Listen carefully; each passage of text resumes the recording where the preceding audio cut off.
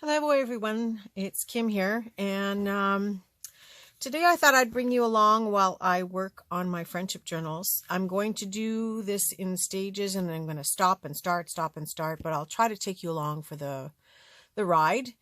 I will stop and start when I'm working on things that just take too long for you to sit through on the video, like sewing and tedious little bits and pieces, but I'm making 2 of these friendship journals at the same time, and this is the fabric that was supplied by Kim Tracy Murray. There it is. Kim, I said it right this time. And she is from Vintage Lilac Memories. I will link her channel below. She sent many of us this fabric as a collaboration to make a friendship journal. And I'm going to divvy up this material to make 2 of them. And again, taking you along for the ride, and I will explain more as I go along. But I'm starting with an envelope base, and I'm just going to glue this flap closed so that it's not in my way here and doesn't open up. Not that it really matters too much because the whole thing is going to be covered anyway. And I'm just using regular stick glue for this. And what I've done is I've glued it down to my lining fabric, or the fabric that's on the inside of the journal. So I did show you in another video that I'm going to have a combination of fabrics that I'm going to use on the journal. So that'll be part 1. I haven't set up a playlist yet for it, but I will set up a playlist. And so here I've glued the lining down, and I just spot glued it here and there so that it makes it easier for me to sew it down. And it, I don't fold it under. Some people glue this down and make nice straight edges. I like to leave it rough, and I have a piece of my cover here as well. Now, I've gone about an inch, a little bit better than an inch on either side. So the envelope is 12 inches, and that'll make it about 14 inches. Because when I put the fabric down, hopefully this is going to work. Yeah. Now this one has a bit of a bite out of it, so I will have to figure out where that's going. But once I put the fabric, this is my basic cover that I'm going to be using. I will try to keep it at this 14 inches as much as possible, even if it means I have to do some patching here with something. I'll kind of stitch around it. I've got a couple of extra pieces of scrap that I can add pieces onto it.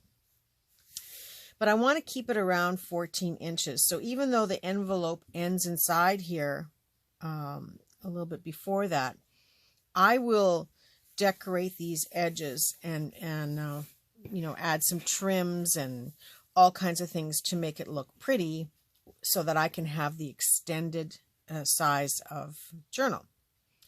So then at 14 inches, I like to assume that the journal is going to take about 12 inches. When I fold the papers in half, the 8.5 by 11s, they will be 5.5, but you want a little bit extra so that the pages aren't going to get torn or tattered from extending past the book. So I'm assuming that I will make the book 12 inches, which is 6 inches for each side. Does that make sense? So that it will give it'll be 5.5, but it'll have about a 1/2 inch past the pages. So 6 and 6 is 12. And because this is 14 inches in length, that will give me 2 more inches to use for the spine inside. So I will tear a strip of fabric that's complementary to create the spine inside. That is 2 inches wide, and I will stitch that down as well onto the fabric. So before I put the cover on, the first thing I'm going to do is make 2 pockets and put in my spine. So the pockets, where did my material go? The pockets are going to be made out of this material. And I figure this material, it kind of looks like leather, but it's cotton. It has that leathery look to it, and then it's got a little bit of a braided trim sewn in it. And on either side of this, it's got a sewn edge, like a salvage edge, I guess. So I'm going to use that for the top of the pocket. I figured out of this piece I can get the 2 pockets. Now, they won't be this wide. They're going to be a little bit smaller. And the reason for that is I've got to allow for that 2-inch spine down the center, and I think I'll use this fabric to make that 2-inch spine. And I'm going to make the pockets a little bit smaller. I don't want them to extend past the envelope because I don't know what I'm going to do here. So I can feel the envelope inside. Like if you look inside, you can see it. So I can feel the envelope there. So I think I will make the pockets a little smaller. Not quite that small. Figure out where it is inside or against the envelope so that I can stitch right onto the envelope. 1 on either side. This is 2 pieces, so I will have to cut it in half. And then I will have the spine down the center, so it won't touch at that end. So we'll just assume that it's that wide. And so the pockets, again, I can feel the bottom of the file folder down here. I don't know, maybe you can see it in the camera, I'm not sure. I'll probably make them about 1 inch from the bottom. This way, if I put a tag inside here or some type of journal card or something, it will still fit within the end of the book. I don't know, this is a bookmark, so I don't know if I'll put that there, but it'll still fit inside the journal itself, and yet still allow room if I want to do any embellishing up here at the top. You know, that's something I play around with later on as I go along and see what it is I want to finish it off with. But for now, yeah, this is what I'm going to be getting done, and I'm doing 2 of these. So if you want to, well, you don't have to wait because in a few seconds you will actually see, but it'll actually be a time span before I come back to show you what I've done. So I'm going to stop the camera now and I'll be right back-ish. And I'm back. So that was pretty fast, wasn't it? Well, not in real life. So here I have my 2 pockets stitched down, and they are ready to be filled with goodness. And I have glued down my spine, so you can see it's approximately 6 inches here.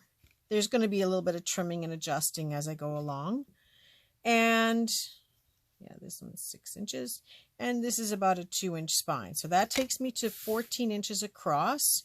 Right now, it's a little longer than I normally make it. It's about 11 inches. So this is going to get trimmed down a little bit at the top and a little bit on the bottom.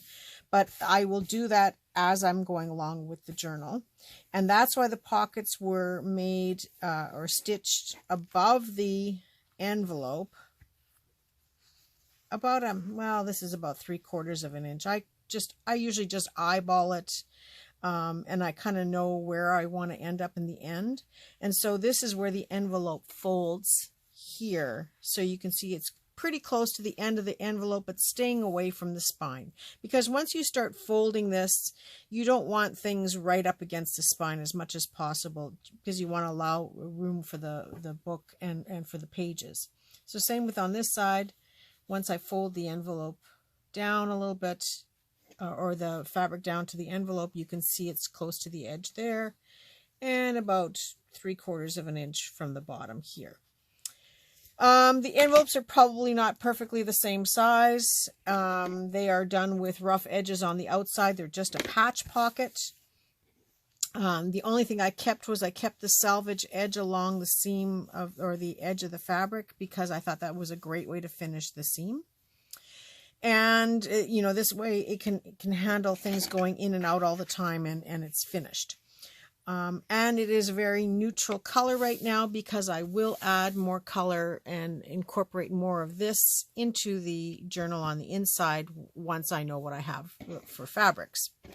So in making the 2 of these, because there are 2 here, because I was telling you that I am making 2 journals.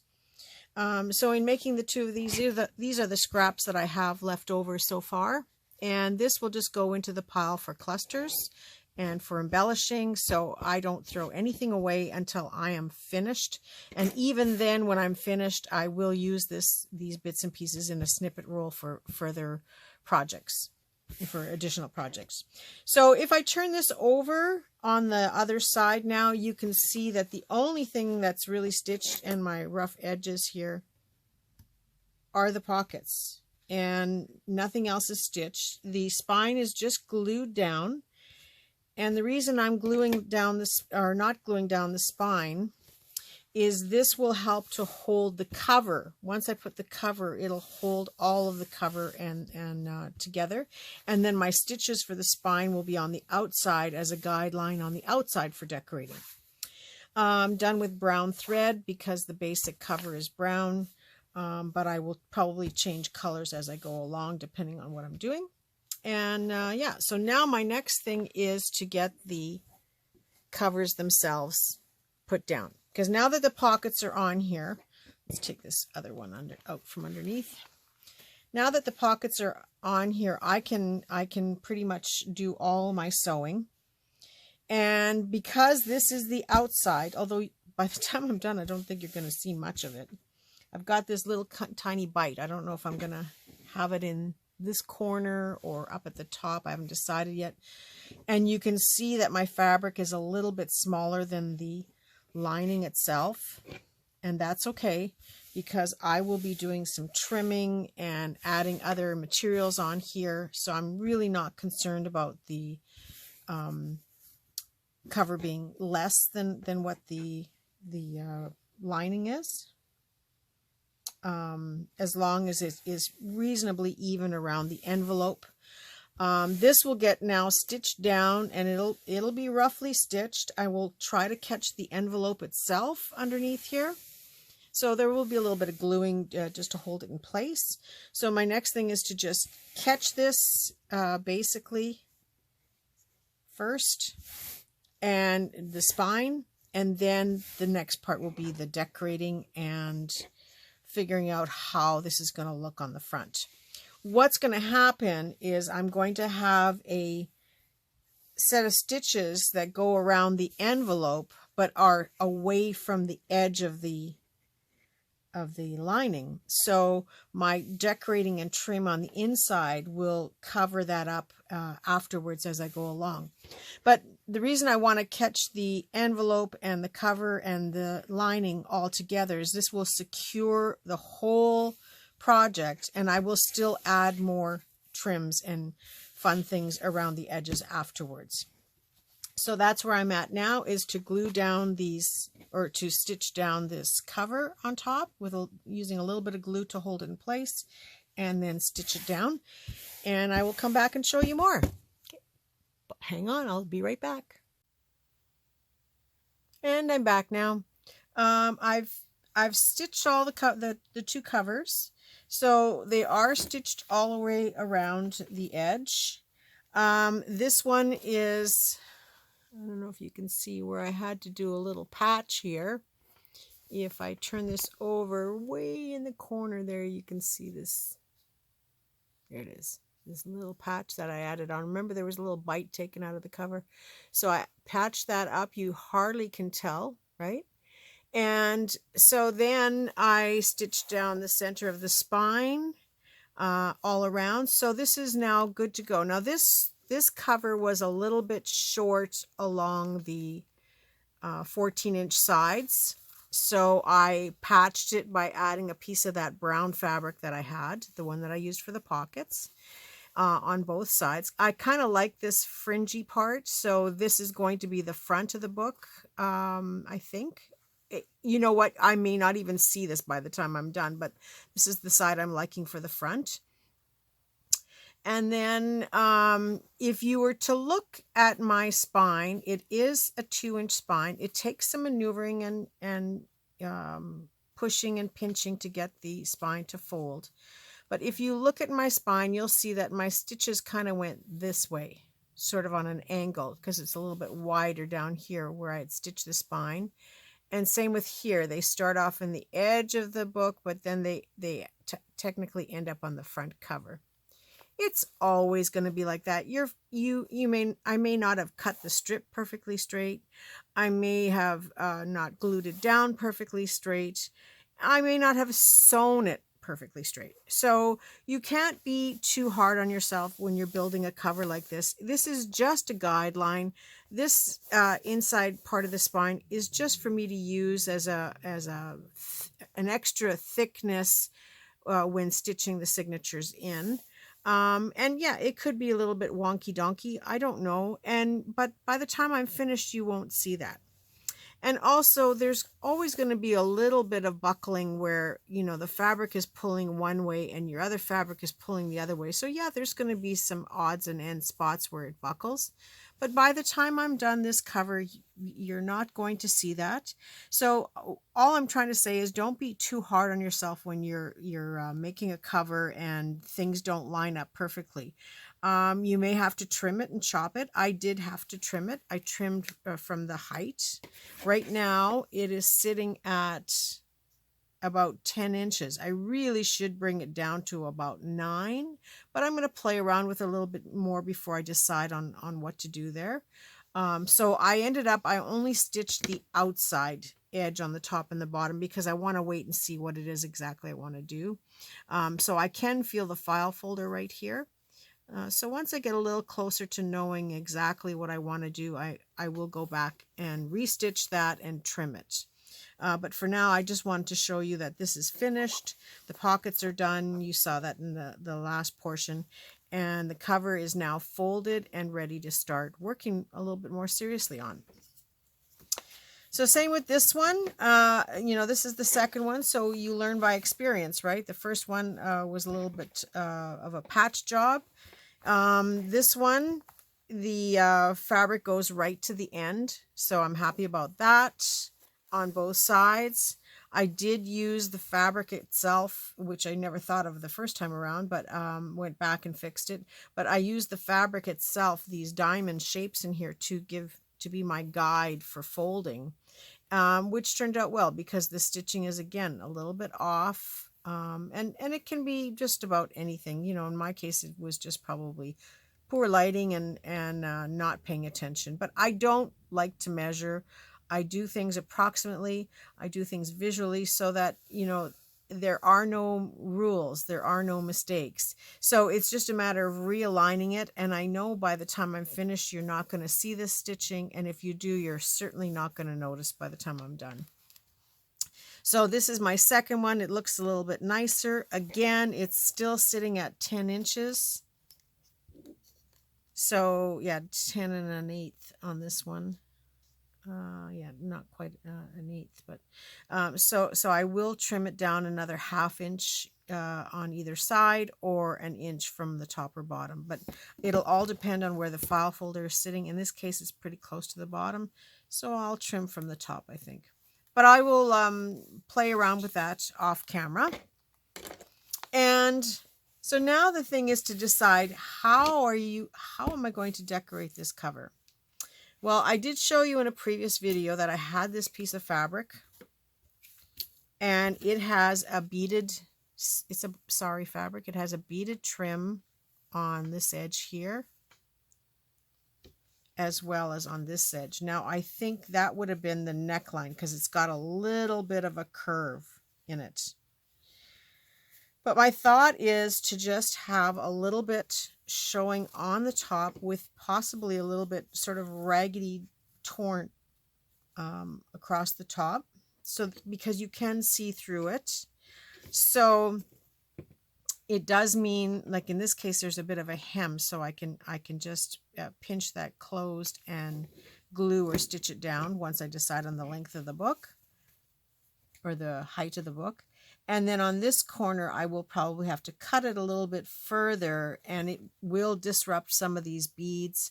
I think what I'll do is just take them off wherever it is in the way, and then pinch it back and stitch it back to hold it in place. Once I get past the beadwork itself, it doesn't matter how this is cut or torn, as long as I'm cutting around the beads, because these beads are all stitched together in one little cluster.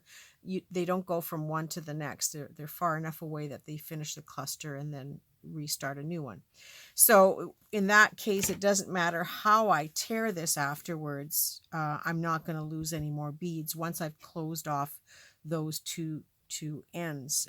And this will just probably, I think I'll just either manually stitch it or I don't, maybe I could stitch in between here, but it's going to be very difficult. So I think I'll either manually stitch it or I will glue it down. But even with gluing down, I will still stitch a little bit to ensure that the glue won't ever come apart. But it'll be a combination of both, hand stitching and gluing, to get it to both line up the way I want it to be, as well as to secure and make sure that none of the beads come off. So I think what I'll do, because I'm making 2 books, I'm going to use one for the first book and one for the second book. So I'm going to take this fabric and just cut it in half and share it with both. So I'm going to make a little snip here. And it's just a guideline. There's no, I'm going to have to go around these things. So I will hopefully not catch any beads. Oh, that worked out pretty good. Just the one on the end here is going to be, have to go one way or the other. Okay, so now I have a piece for one and a piece for this one. Now I don't want this yellow to come all the way down. It's going to be about maybe sort of like a third of the way down. But it won't be this thick. It won't be double thickness. It'll just be one thickness.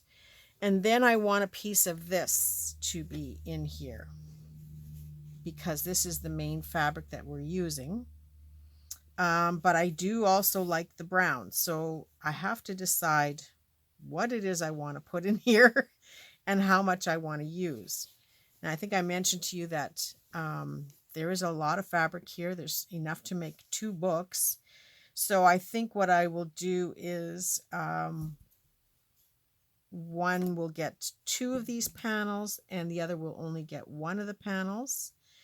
Or maybe one of these blue panels will get cut this way so that they each get kind of 1.5.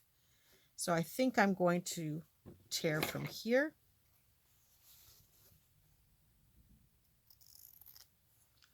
Hope I'm making the wise choice here. Okay, I will put that one aside so it doesn't get used accidentally. And I will put that other yellow one aside so that doesn't get used accidentally. And now this is what I have to work with in this cover. So you can, I should put the other cover aside too, right? Okay. So you can see that there is plenty of fabric to go this way. It's now just to decide, what do I want to go this way? And I think it's going to be a panel, one of these larger panels will go down the center. And then this will be, if you can imagine, bunched up at the top or cut up at the top and just cut. I'd like it to hang down a little bit. But I'm not sure. Maybe it'll go down here. Maybe it should go about halfway. And then we'll use some type of trim along this edge and some type of trim along that edge. What do you guys think? Now this has got a little tiny bit of red in here. So maybe something with a little bit of a red pop in here. Now the other thing I hadn't considered when I did this is I wasn't sure if I wanted a tie that was built into the cover or tied afterwards. So I've decided neither one. And instead I'm just going to put a rivet on either side and then tie a ribbon afterwards or something afterwards. So it really doesn't matter how this gets finished. I'll still be able to put in an eyelet or a rivet to make a tie. So I think this is where I'm going to go with this. I will try to finish this part off today and come back and show you at least on one book, if not both. And I'm still a little undecided about the bottom, but you know, maybe this would work. This is a very fine lace. I don't mind that too much. I still need something for down there once I decide the size of this and where I'm trimming it from. There's also, I've got two different pieces of gimp cord here, gimp trim. So I've got this one, seems a little bit more gold compared to this one here, which is a little bit more yellow. So I think I might consider that one instead.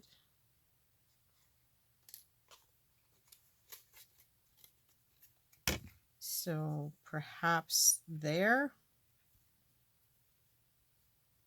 to finish it, this piece. Or does it finish this part? Oh, I like that too. This allows for lots of options for beading afterwards. To have some dangles from the bottom. Okay, this is where I have to go off camera and make some serious decisions, but I think this is the piece I'm going to use. I really like this flower here, so that'll be on the front side of the book. What are you guys thinking? It's coming together, isn't it? It's starting.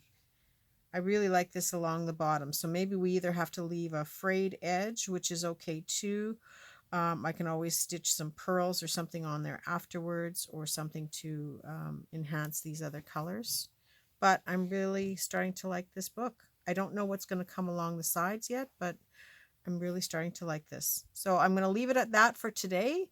And then, you know, you can be on the edge of your seat to see what I do for the cover. So I'll talk to you soon. Bye for now.